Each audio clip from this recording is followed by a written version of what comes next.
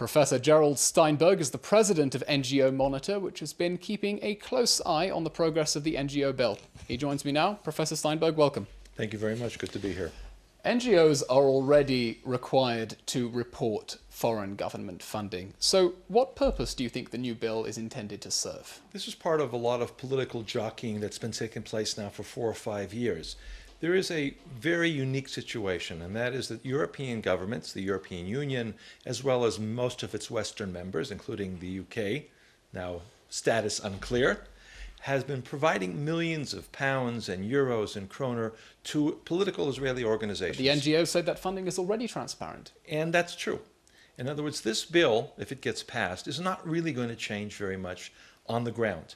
It's a symbolic political act. Israel cannot control what the Europeans do. They cannot prevent the Europeans from singling out Israel and manipulating Israeli organizations. They can't also affect the funding for Palestinian groups that, along with their Israeli counterparts, go to the United Nations, the European Union, and repeat the mantras, the claims, the allegations. So what is its purpose? So the purpose is to put this more, I'd say, highlight the role of the foreign funding, the way in which the foreign governments manipulate or try to manipulate Israeli policy outside the democratic process. The EU says that it highlights it by demonizing them. Do you agree? Well, I think that that's also a political statement. Of course. The situation that in which the European governments provide these large amounts of money to a very small part of the Israeli political spectrum under the name of civil society, NGOs, that's unique. This doesn't happen to any other democratic society. So what the members of the Knesset are saying, what, in fact, the Justice Minister and members of the coalition, including the Prime Minister, are saying is this is something that the singling out of Israel, this attempt to manipulate Israeli politics is something we are very concerned about. Our constituents are very concerned about. The best we could do right now is to have this kind of symbolic legislation, which will then require these organizations to make it very clear they are in fact acting as foreign agents. Perhaps that will also, and that's the particular emphasis NGO Monitor has, perhaps that will also induce the European governments to take this more seriously. Well, these NGOs very sternly protest the use of the term foreign agents. They say they have their own entirely legitimate agendas within democratic societies and are free to receive receive funding from foreign governments. Why do you use this term foreign agents? Well, that's where the difference really lies, and that is that while we have NGOs that operate throughout the world and in democratic societies and in Israel, there are 40,000 NGOs in Israel. There are 400 that claim some sort of human rights agenda, but only 25 really get most of their funding, over 50%, some cases 80%, 90% from European governments, and that process is entirely secret. Why is it that the European Union decided to give another 250,000 euros, 250,000 euros to Breaking the Silence last year?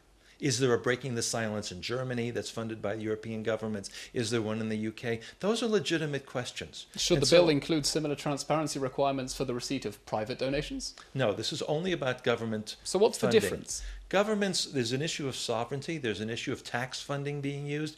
If you make a lot of money and you decide you want to give that to a particular political cause, and that cause, that non-profit organization is registered in the government where you want to give that money, that's all fine and good. But if you're a government and you single out Israel for that purpose, and your budget is top-heavy, extremely top-heavy, by providing it just to Israeli organizations, there's something that is unusual, that is different, that singles out Israel, that violates Israeli sovereignty. Okay, well, that said, your organization, NGO Monitor, hasn't been pushing for the NGO bill so much as proposing alternative guidelines. Can you tell us some more about those, please? What we found in discussions with European members of parliament, and in some cases European officials, European journalists, is that they're completely unaware of this.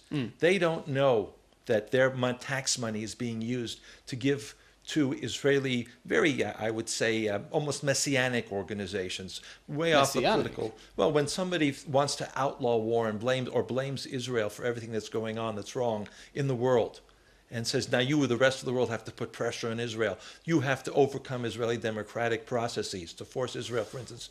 There are lots of examples of this.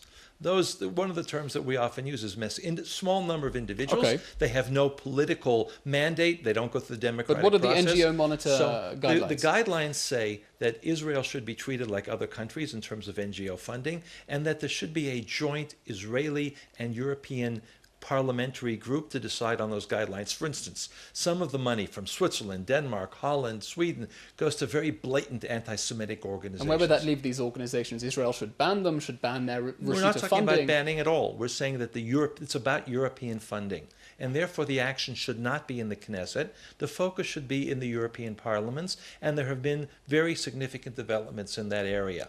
So this legislation, what's of concern is that this legislation may lead these members of parliament in Holland that recently passed a law that said that we oppose, a resolution saying we oppose any funding going to BDS organizations. Same discussion is taking place in the Swiss parliament. The British government recently decided not only to ban funding for BDS, but the Department for International Development said they will review their funding. All of those things are positive developments.